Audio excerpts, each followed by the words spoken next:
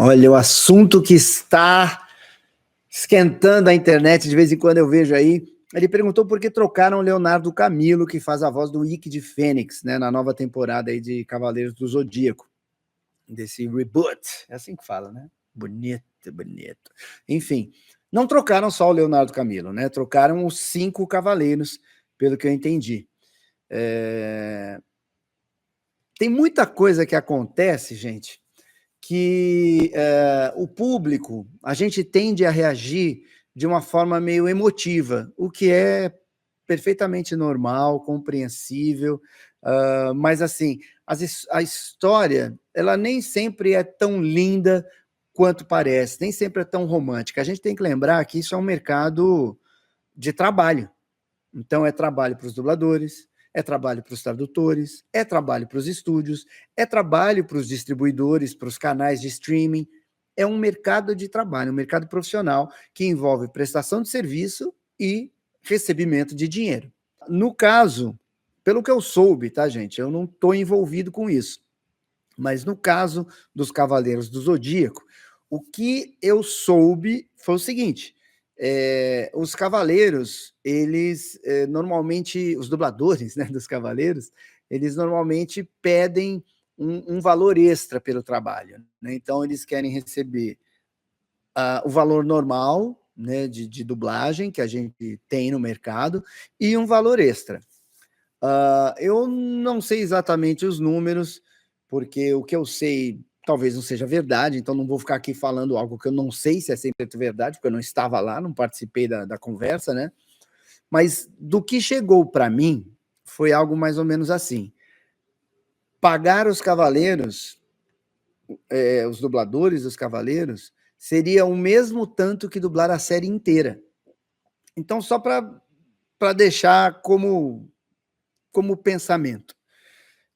Vamos supor sei lá, que você tem aulas de inglês particular. E aí o professor cobra de você R$ 50 por aula. E aí, de repente, da noite para o dia, ele fala: agora eu quero 100. Dobrou o valor. Se fizer sentido para você, não, é um investimento que vale a pena e tal, não sei o que, você vai pagar, tá bom. É um aumento muito alto, mas eu vou pagar. Se não fizer sentido comercial, você falar, não, mas então eu vou gastar 1.200 ao longo do ano e, poxa, esses 1.200 vão fazer falta para minha viagem de intercâmbio, para minha aula, enfim, para qualquer outra coisa. Então, acho que foi isso que aconteceu. Existe uma verba para dublar uma série. Então, vamos supor dublar essa série custa R$ 100.000.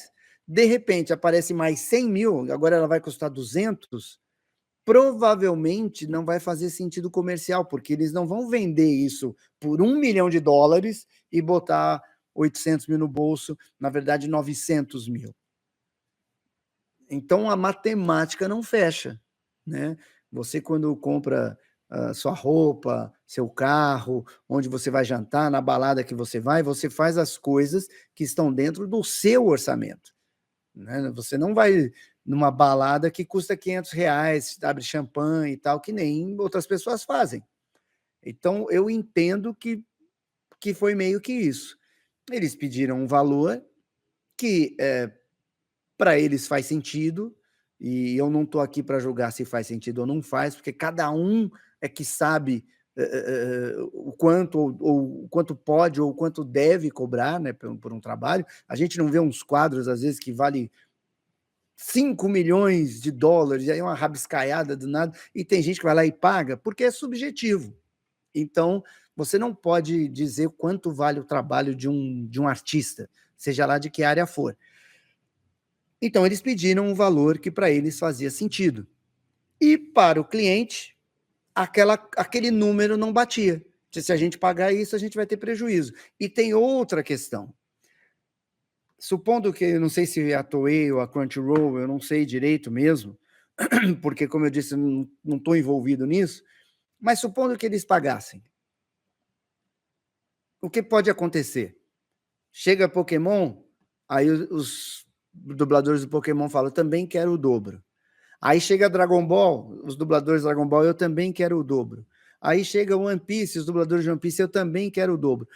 Os caras estão ferrados. Então, eles não podem também abrir precedente. É uma questão bem complicada e difícil que a gente tem que entender, porque é uma questão comercial. Não se trata de pessoas, não se trata de bonzinho e de malvado, se trata de uma questão comercial entre partes. O que eu sei é que os dubladores pediram um tanto, a empresa fez uma contraproposta, eles não aceitaram e aí acabou a conversa. Imagino que haja uma reunião lá no Japão, nos Estados Unidos, em algum lugar, e eles cheguem à conclusão de que vamos ter que mudar então, ou vamos ter que não dublar.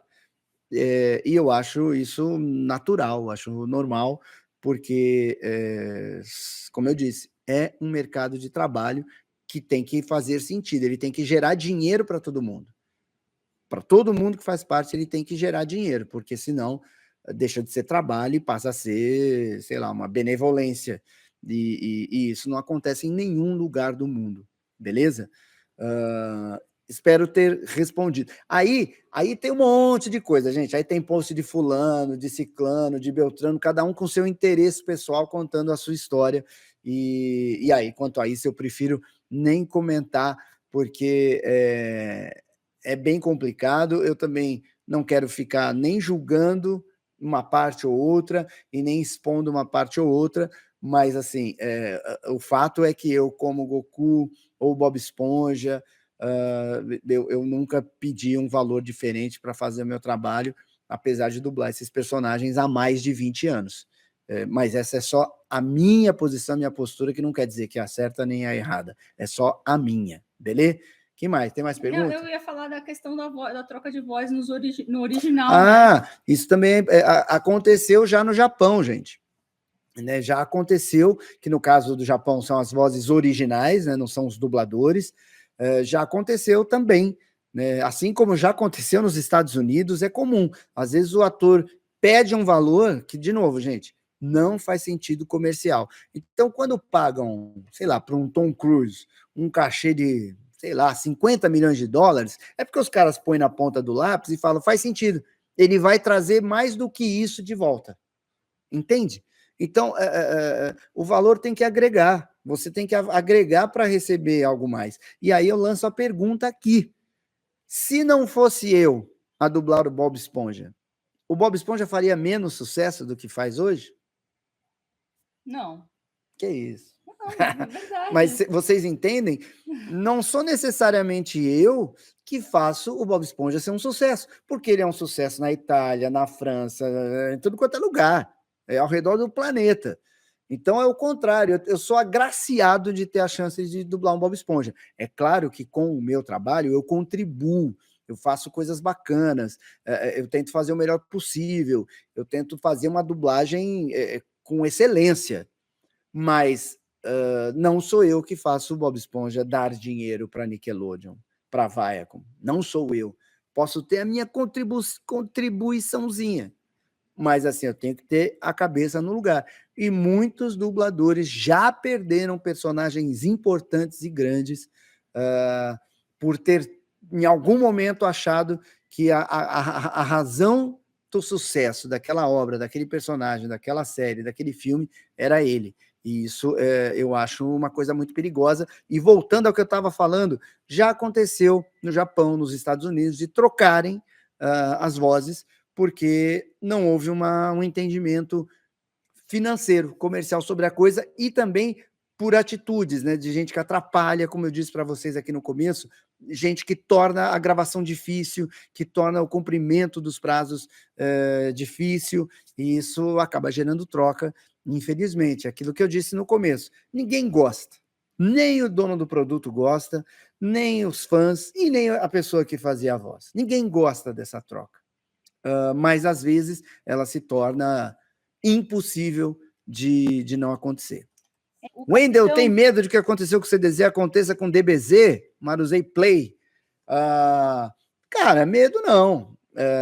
Porque da minha parte, tipo, eu nunca vou pedir algo diferente do que do que é estabelecido no mercado. Nunca é tempo demais, né? Porque a gente fala um negócio aqui, queima a língua depois. Mas, a princípio, pensando como hoje, eu não tenho esse pensamento.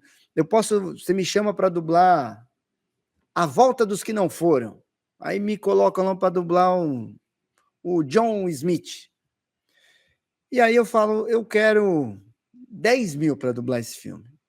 Aí o cliente aceita ou não. Agora, um personagem que eu já faço, como o Goku, o Sandy, o Borivalastro, o Bear Grylls, o Bob Esponja, para esses eu nunca vou pedir a mais. Por quê? Porque o cliente fica numa situação difícil. Ele quase não tem poder de escolha. Né? Poxa, eu vou trocar o cara? É quase como se eu estivesse colocando uma lança no pescoço dele. Então, particularmente, para mim, eu não me sentiria bem falando, para dublar o Goku eu quero tanto, para dublar o Bob Esponja eu quero tanto, porque o cara quase não tem escolha, eu estaria sendo um pouco injusto. Então, agora, para dublar qualquer outra coisa, aí eu posso pedir o que eu quiser, que aí o cliente escolhe fazer comigo ou não. Agora, uma série, um personagem fixo, eu prefiro não fazer isso, eu prefiro cobrar o valor certinho, então eu imagino que isso nunca vai acontecer em Dragon Ball Z. Mas aí eu estou falando, ou Dragon Ball Super, aí eu estou falando de mim, Wendel. Eu não posso falar a mesma coisa pelo Wagner, que faz o Gohan, pelo Alfredo Rolo, que faz o Vegeta. Cada um sabe o que quer, como quer, quando quer e por que quer. Então eu respondo apenas por mim aqui, beleza? Eu tenho essa experiência de dublador, de diretor e hoje como dono de estúdio que lida ali com os bastidores dos dubladores, dos diretores e dos distribuidores, dos estúdios e dos canais de streaming, até de TV.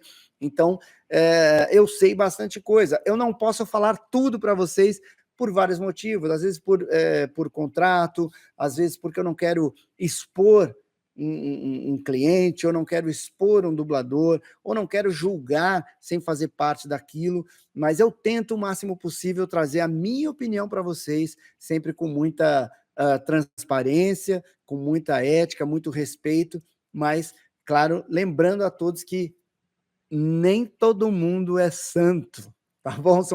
Somos pessoas normais, tanto empresários dessas empresas, empresários dos estúdios e os dubladores. Somos todos pessoas passíveis de errar, né? Às vezes você erra num julgamento, faz uma coisa da qual você até se arrepende depois. Então, por isso eu prefiro sempre respeitar todo mundo e tentar manter essa imagem bacana que os fãs têm das pessoas. Beleza?